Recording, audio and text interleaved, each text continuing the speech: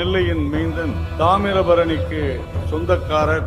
என் தாயை யார் பழித்தாலும் அவன் தலையை கொய்வேன் என்று சூளுரைத்த என்னுடைய நெல்லை மாவட்டத்தை சேர்ந்த என்னுடைய தானை தலைவன் நயினார் நாகேந்திரன் அவர்களுடைய தலைமை பொறுப்பை இன்று உங்கள் முன்னாலே ஏற்றுக்கொண்டிருக்கிறார். தமிழகத்தினுடைய தொழில் அமைச்சராக, மின்சாரத்துறை அமைச்சராக, போக்குவரத்து துறை அமைச்சராக திறம்பட செயல்பட்டு தமிழகத்தினுடைய வளர்ச்சிக்கு வித்திட்டவர் நம்முடைய மரியாதைக்குரிய திரு நயினார் நாகேந்திரன் அவர்கள். கிட்டத்தட்ட 8-9 வருடங்களாக பாரதிய ஜனதா கட்சியினுடைய அற்புதமான அருமையான வளர்ச்சிக்கு மிக சிறப்பான தன்னுடைய பங்கை ஆற்றிக் கொண்டிருப்பவர். இவர் தென்றல் என்று தன்னை கூறிக்கொண்டாலும் கூட அந்த தென்றல் திடீரென்று சூறாவளி ஆகும் என்பது பலருக்கு புரியவில்லை.